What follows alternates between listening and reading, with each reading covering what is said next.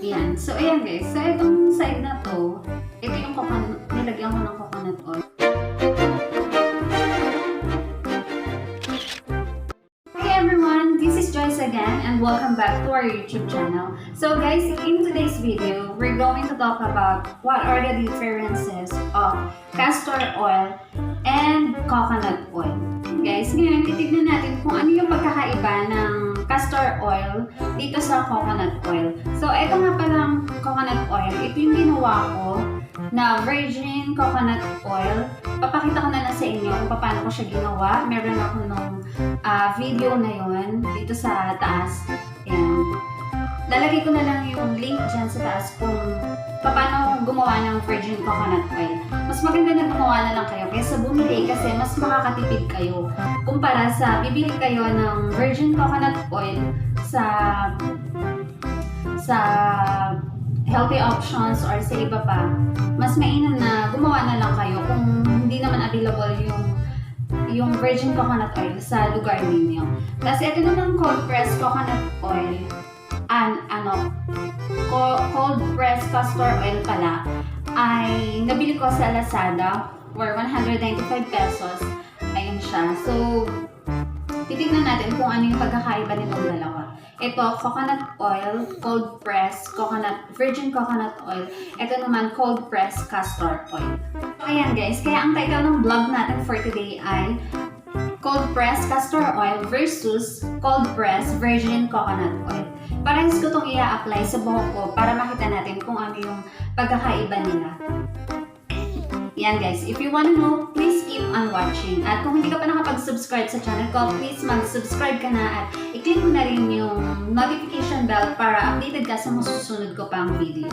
Yan guys, itong castor oil ilalagay ko sa side na to at itong coconut oil naman ilalagay ko sa side na to. Tapos mamaya ipapakita ko sa inyo kung ano yung pinagkaiba nilang dalawa. Ayan guys, mag-start na akong maglagay. So, unahin ko na muna yung coconut oil dito sa side na to.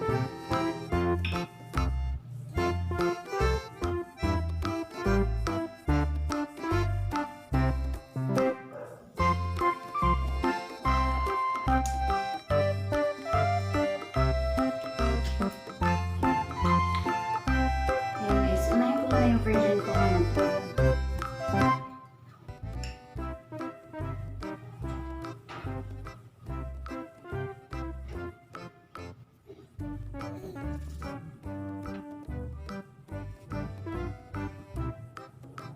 Lagyan natin yung pinaka-roots.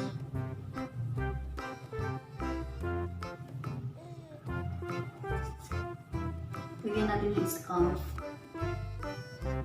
para ma-absorb na yung nutrients.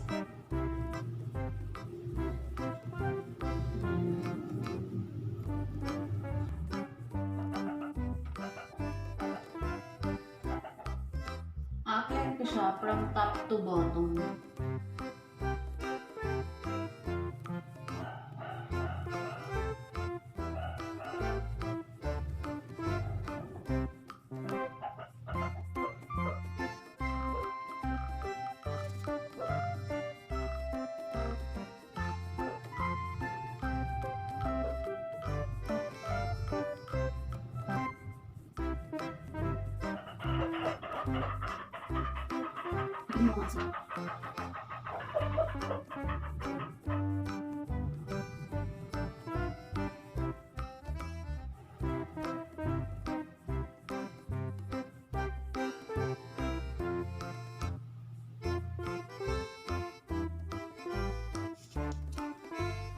Suklayin natin para ma-distribute yung oil.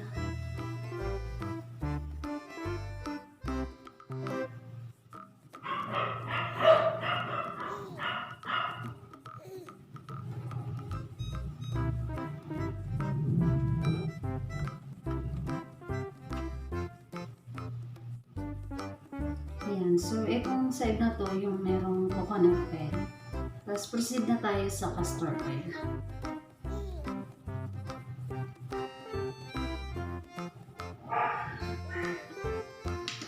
Ganito siya.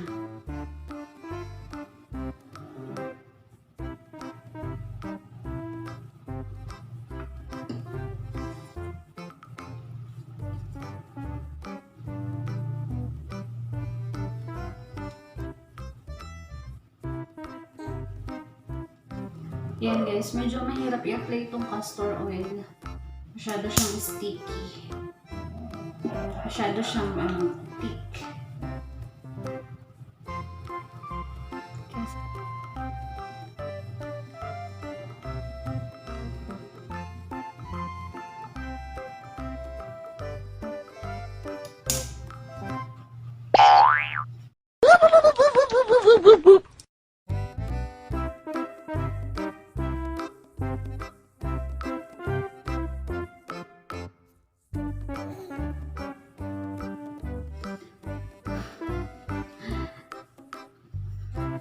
Yan. So, ayan guys. So, itong side na to, ito yung nilagyan ko ng coconut oil.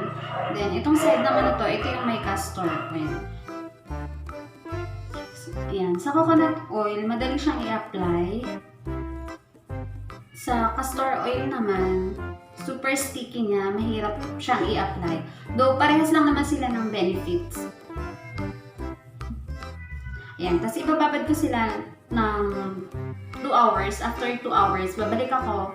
Tapos, papakita ko sa inyo. Then, isi-share ko na yung final thoughts dito sa kung ano yung differences nilang dalawa. So, ayusin ko na yung tali niya.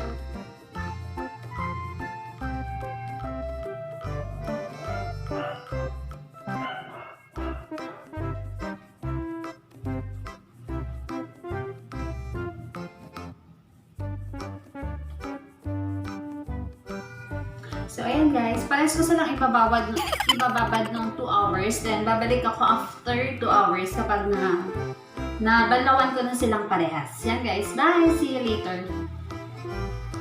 Meanwhile,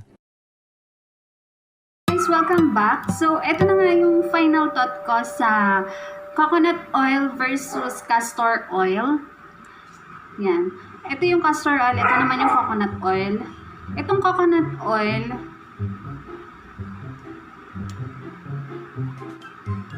yung amoy nito is amoy coconut oil talaga siya.